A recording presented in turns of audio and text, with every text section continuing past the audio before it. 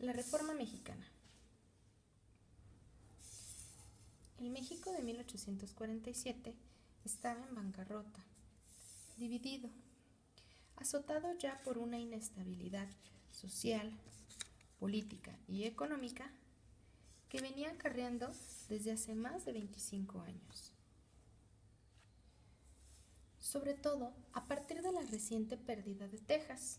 Con la firma del Tratado Guadalupe Hidalgo, en todo el país se respiraba un aire de derrota y conflicto.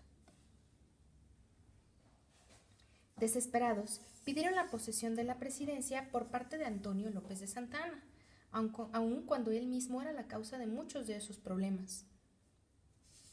Pues recordemos que acababa de ser derrotado en la invasión estadounidense y perdió la guerra contra Texas. Y aunque era muy odiado tanto por liberales como conservadores, era el único con algo de experiencia, porque realmente no había nadie mejor. Como sabemos, Santa Anna aceptó volver, pero muy pronto se convirtió en un dictador. Disolvió el Congreso, se adjudicó todo el poder de manera absoluta y creó impuestos absurdos, como pagar por cada puerta y ventana en casa, por tener auto o carroza, por los caballos y hasta los perros que tuvieras, y en su delirio de poder exigió que se les llamara Alteza Serenísima. A todo este desastre se sumó la presión de los Estados Unidos, que incluso después de la firma del tratado aún deseaban más tierras mexicanas, lo que resultó en la venta de la Mesilla, cuyo pago no estuvo muy claro en qué se utilizó o si se terminó de pagar siquiera. Para detener a Santa Anna, un grupo de militares liderados por Ignacio Comonfort y Juan Álvarez proclamaron el Plan de Ayutla, que a grandes rasgos exigía la destitución de Santa Anna. Para 1855, los revolucionarios se abrieron paso a la capital, lo que provocó que Santa Anna huyera del país. Otra vez. Por lo cual, como símbolo de la victoria, los revolucionarios fueron a desenterrar la pierna de Santa Anna, a la que previamente él le habría hecho un funeral.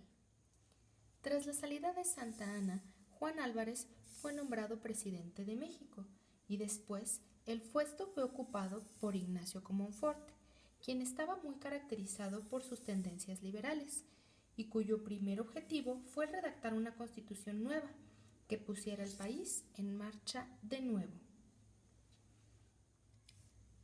Para lograr este objetivo, Ignacio Comonfort convocó a Sebastián Lerdo de Tejada, Melchor Ocampo, Benito Juárez, entre otros. Como resultado, dio la Constitución de 1857. Esta Constitución era por completo liberal, lo que amenazaba los privilegios de la Iglesia y el ejército, empeorando aún más los existentes conflictos entre liberales y conservadores.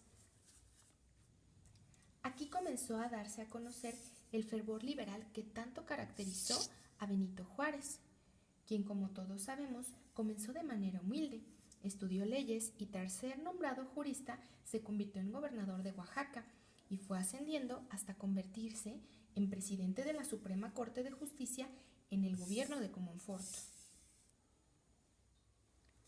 La Constitución sirvió para enfrentar una vez más a liberales y conservadores, que en esencia buscaban lo mismo, liberar a México, pero de una manera distinta. Los liberales querían una república federal, estados autónomos, constitución libre para poder diversificar al país. Sin embargo, los conservadores querían una monarquía centralista, trabajar con la Iglesia y así unificar al país. Ambos creían que debían copiar un mejor sistema de gobierno, pues México no podía hacerlo solo, pero aquí diversificaban una vez más. Los liberales querían copiar el sistema de Estados Unidos y los conservadores querían copiar un sistema europeo.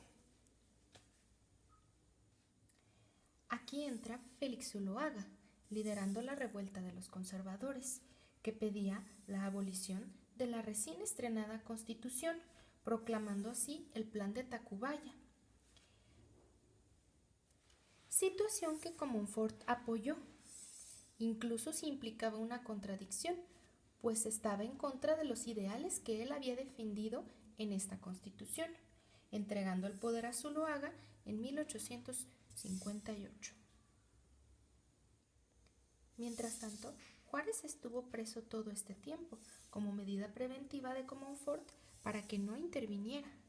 Sin embargo, tras su renuncia de la presidencia, Juárez se apoyó en la Constitución de 1857, que establecía que si el presidente no podía ejercer, entonces el presidente de la Suprema Corte de Justicia se convertía en interino, lo que en esencia lo convirtió en presidente. Con esto había no solo una, sino dos personas en la silla, Juárez y Zuloaga.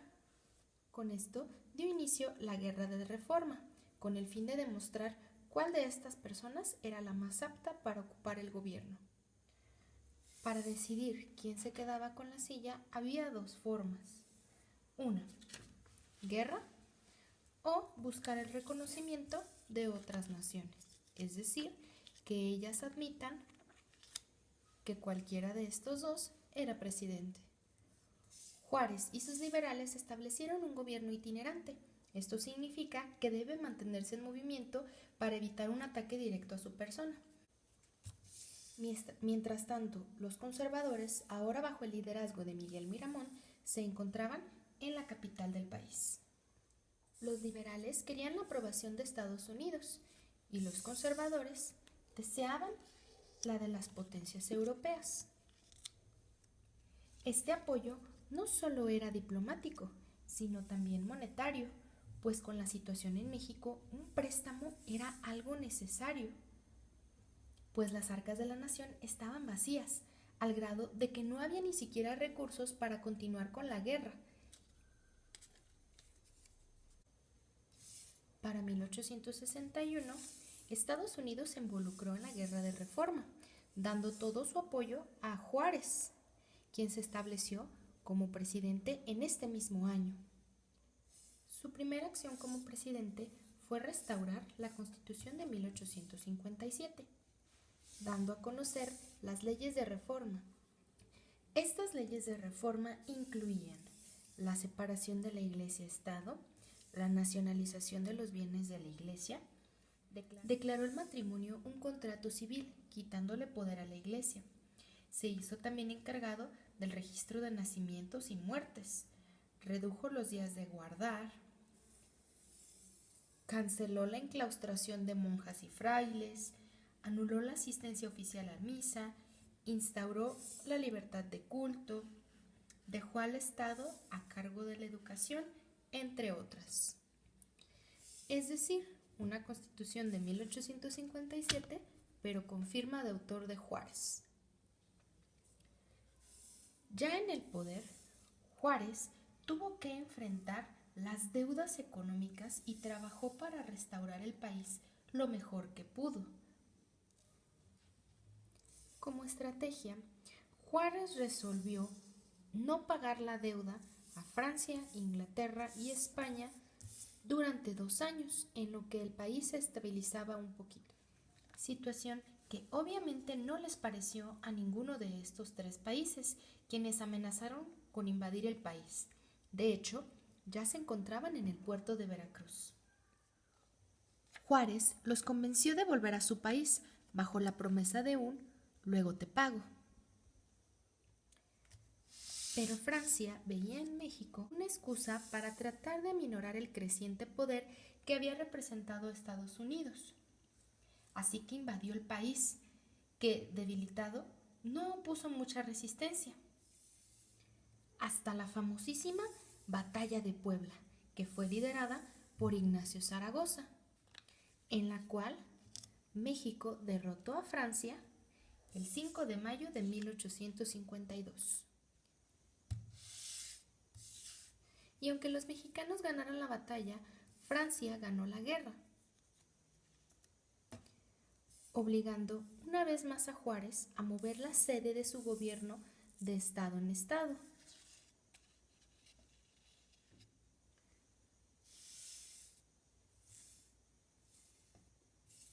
primero a México, después a Chihuahua e incluso Querétaro, dejando así a los franceses en el poder.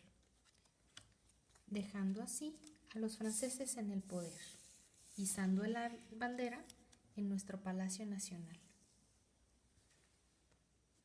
Sin perder tiempo, los conservadores se acercaron a Francia victoriosa, proponiendo una única iniciativa: instaurar en México, una vez más, una monarquía. Y bueno, con esto podemos ver una vez más cómo un México dividido es bastante peligroso, cómo nos dejamos llevar por estas ideas diferentes y nos dejamos todavía más engatusar por lo que puede parecer un falso Dios o un falso Salvador, que resulta ser peor que la misma solución o dejar las cosas como estaban. Además, seguiremos hablando de este personaje tan controversial en la historia de México. Así termina el tema, la Reforma Mexicana.